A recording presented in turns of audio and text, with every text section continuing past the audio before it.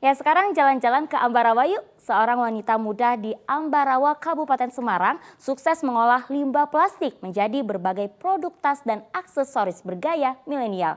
Berkat ketekunannya, Desi Esterina mampu memasarkan bisnisnya ke sejumlah wilayah di Indonesia hingga mancanegara.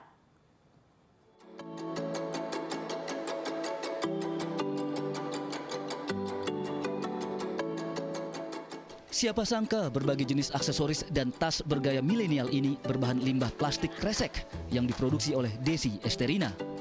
Warga Ambarawa Kabupaten Semarang ini mulai tertarik menggeluti desain fashion tahun 2014 selepas lulus kuliah. Awal merintis bisnis, Desi hanya berupaya memanfaatkan plastik kresek yang menumpuk di kosan saat masih kuliah. Seiring perkembangan, wanita kelahiran 1990 ini menyadari bisnis yang dijalankan berkontribusi pada pelestarian lingkungan. Selain mudah diperoleh, Desi juga memilih limbah plastik karena prihatin dengan kondisi Indonesia menjadi salah satu negara penghasil sampah plastik terbesar di dunia. Tidak hanya Ambarawa, berkat ketekunan, wanita lulusan arsitektur interior ini mampu memasarkan bisnisnya ke Jakarta dan Bali hingga Singapura serta Australia. Kebetulan aku punya kumpulan-kumpulan plastik bekas yang ada di kamar.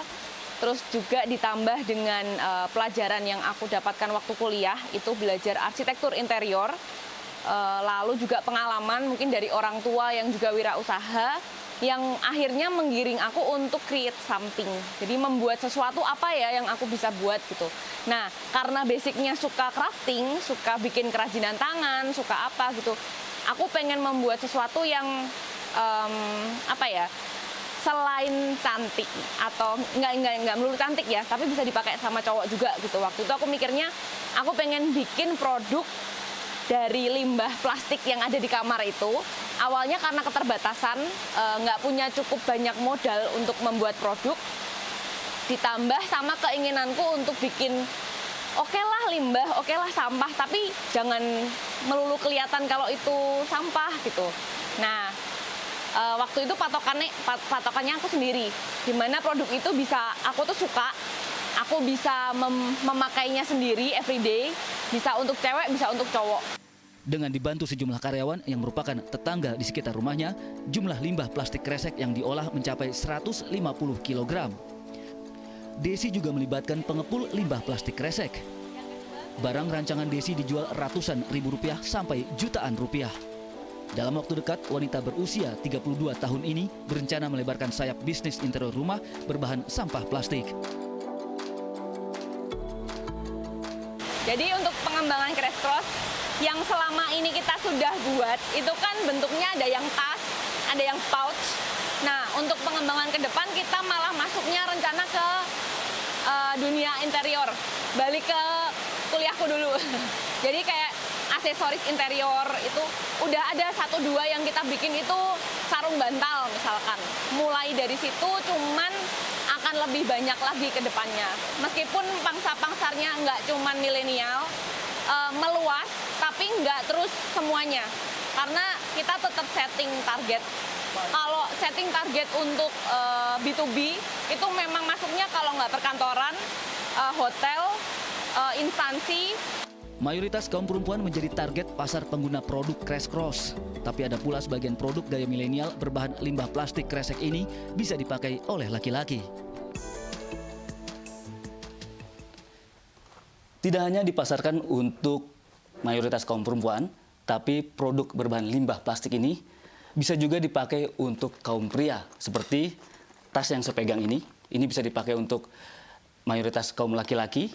Dan semua produk berbahan limbah plastik ini selain dipasarkan di wilayah Kabupaten Semarang, juga dikirim ke luar Jawa Tengah, bahkan hingga mancanegara. Untuk membuat satu tas butuh waktu 2 hari sampai 3 hari. Dalam sebulan, Desi biasanya memproduksi 200 tas. Pembuatan satu tas atau aksesoris butuh ketelitian sekaligus ketekunan. Plastik kresek disortir, pilih yang kondisinya bagus dan tidak tercemar. Selanjutnya bersihkan kresek serta potong kecil, kemudian disambung membentuk rantai plastik sepanjang 100 meter. Agar produknya tampak lebih menarik serta awet, Desi memadukan bahan lain seperti kulit, katun organik, dan kanvas. Selesai dipadukan dengan bahan pendukung atau pelengkap, plastik kresek dirajut sesuai desain. Perajutan dengan teknik crochet, karena itu produk buatan Desi disebut crash cross alias kresek crochet. Selama menjalankan bisnis pengolahan limbah plastik kresek, Desi kadang menemui sejumlah kendala, seperti sulit memperoleh bahan baku dan pemasaran. Pernah juga kesusahan di bahan baku, kita kehabisan bahan baku, ya plastiknya gitu. Untuk kesusahan di bahan baku, Mbak Desi itu kan banyak link ya, jadi kadang kan ada link dari pabrik, nyari link untuk pengolahan limbah plastiknya.